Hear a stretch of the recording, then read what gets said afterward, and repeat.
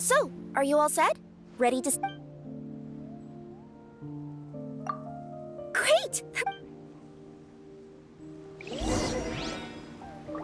I've delivered packages all over, but I've never seen a mysterious fairy tale world like this before.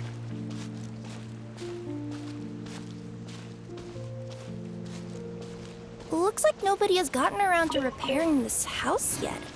Ugh, even I wouldn't dare to sleep in there. It might suddenly collapse in on you.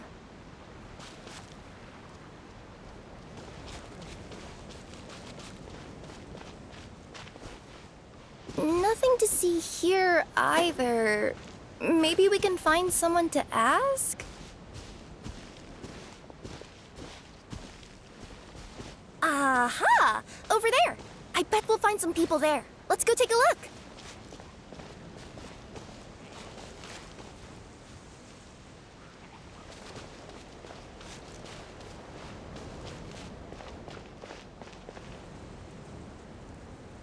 Uh-huh. I was sure there'd be people here. There once was a goddess who ruled over fate. Before she died, she left 3 riddles for the kingdom she had created. What? Who said that? Long story short, on this day, a sentient feline, an outlander, and a diminutive pixie arrived on the scene. They saw a narrow path off to the side. Okay, but which side? Yeah, if you gave ambiguous instructions like that to a Komania Express courier, they'd give you the parcel right back and tell you to write the delivery address more clearly. Despite how obvious the answer was, the perplexed pixie and the flummoxed feline struggled to work it out. Although, perhaps a small part of the blame could be attributed to my dull narration. Alright, let's try this again. The path on the left-hand side seemed to give off an enticing fragrance, as if to say, this is the way to wealth and glory. Ooh, that sounds like the start of a good story. Then what? Then what?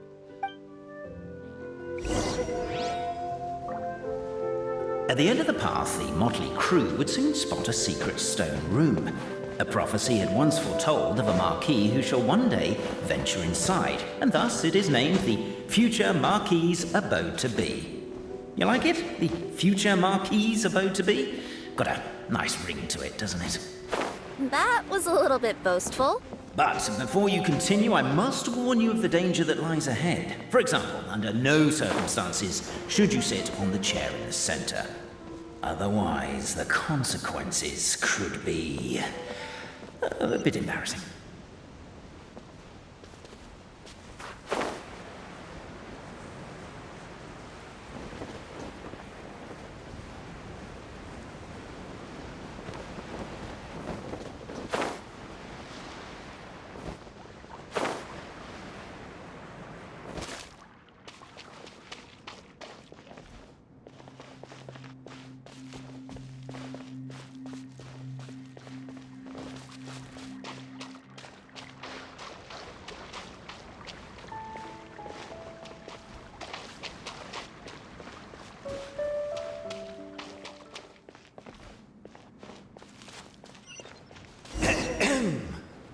So many summers, winters, springs, and falls, and now at last a hero hither strides.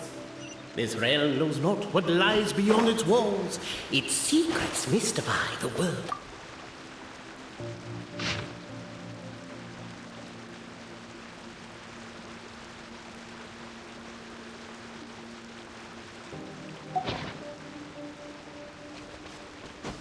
As golden sunlight fills the firmament, the tabletop engrosses your attent.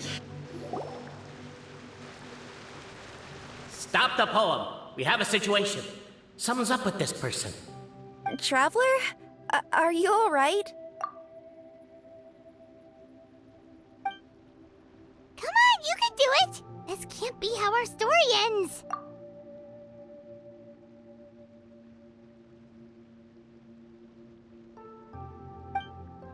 Can I give you a hand or a tail, even?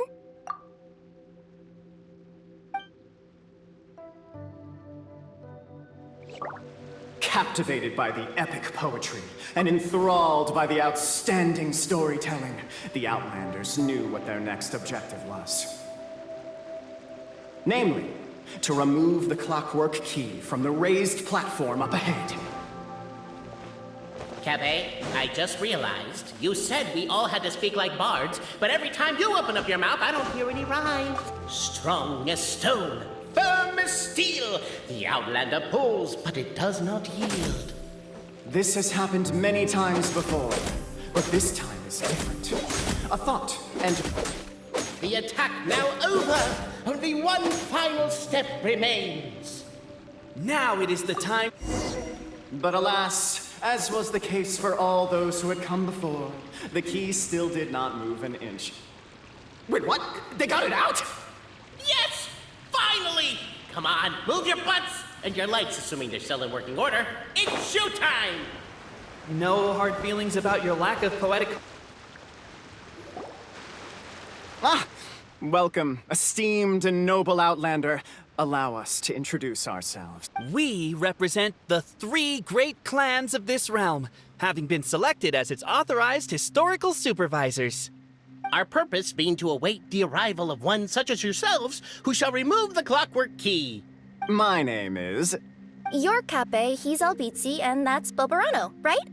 You've done so much talking that we can already tell you apart by your voices. Aren't we missing someone, though? The guy who led us here to begin with? Who?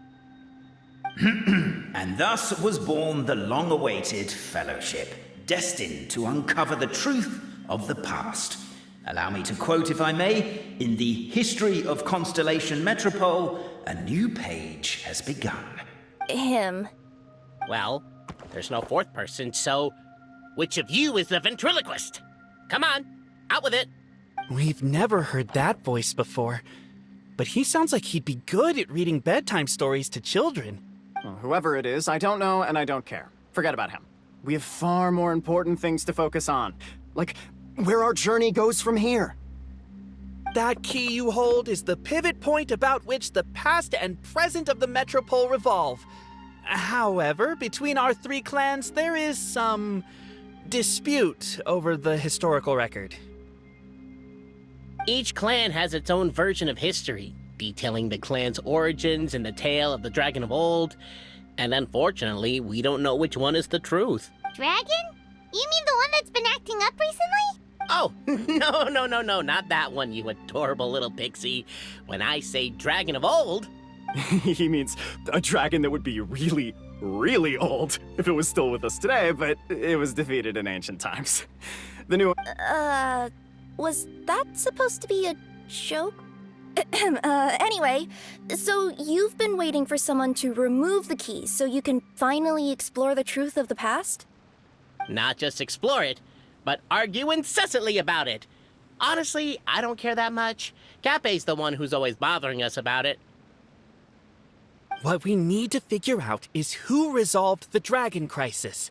We have... The moment you removed the key from where it was lodged, you became the honorary Marquis. We humbly beseech you, noble Outlander. Noble Traveler Marquis, we ask you to help us. You and your talking Puss in Boots and the pale floating pixie. Puss in Boots? Are you serious? It's better than demon feline, but still... Embrace it, my friend, embrace it! Most cats don't wear boots or speak, do they? I'm not even a cat, I'm a Nekomata! Now that you know the word, I expect you to use it. Please allow me to lead you all to a sacred memorial site. It will be much easier to explain what needs to be done once we are there.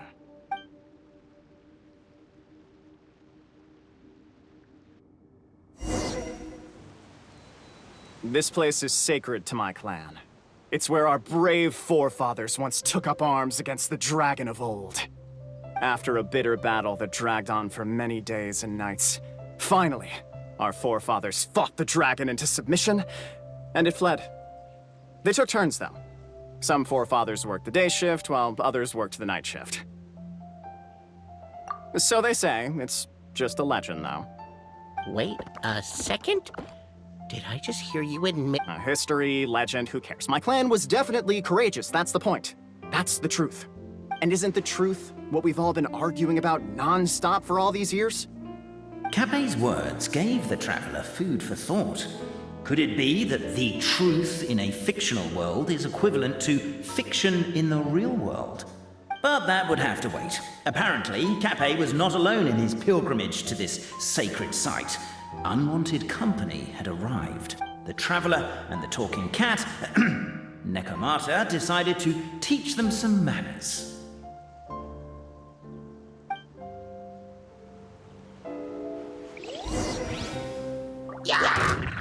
Yeah, I noticed that too. It's one standard for us and another for you.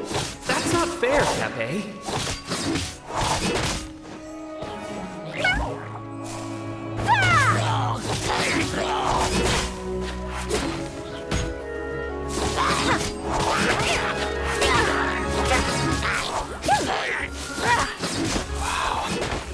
True display of heroism and valor. It was as if the spirits of my ancestors were fighting through you. Here's a thought. Could be wrong, but maybe the Traveler Marquis is a lot more powerful than your ancestors. Technically, by saying that, aren't you implicitly acknowledging that my clan's history is, in fact, your martial prowess and show of courage are a more vivid reenactment of my ancestors' feats that suit the modern aesthetic. Now, let's get down to business. As we all know, time is but an illusion.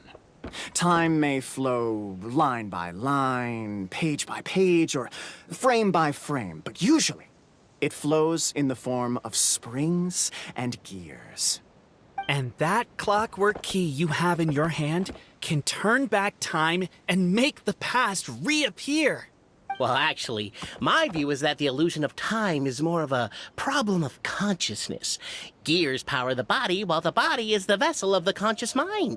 But the mind cannot understand the dimension of time, so we experience instead an endless continuum of moments as the pinion of now turns along the rack of ages. I'm getting flashbacks to when I was delivering packages to the Sumeru Academia. A teacher once asked Albizzi what his greatest fear was, and he replied, dragons. Boberano was asked the same question. He replied, time, and repeated the argument we just heard. The teacher then turned to Capet and posed the same question. He replied, Boberano. The manuscript that tells the truth of the historical record, the blueprint to all of creation, the work of the great mage themselves. It can be found at the beginning of the gear rack, and on the very first page of the book. Paimon didn't follow all that, but basically, you're just saying that we need to put the key in and turn it all the way back? Exactly. It is said that in the beginning, the goddess of creation took the goddess of fate's manuscript as a blueprint, placed it under the goddess of prophecy's starry realm, and generated the world from a few magic arrays. So in a few moments, when the great clockwork key turns the local time here back to the very beginning, we will restore the magic arrays back to their original configurations. Hold on, isn't stealing part of the blueprint of creation a little dangerous? Also, how are we supposed to know the original configurations of the magic arrays? Well, the general shapes of the configurations have been passed down over the ages. They now form the family crests of each of our clans. So you'll just need to reference my family crest and join the dots accordingly.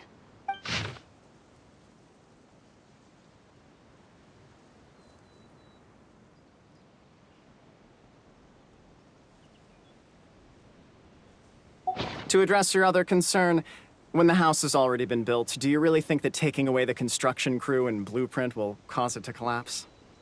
The Traveler Marquis prepares to insert the great clockwork key into the nearby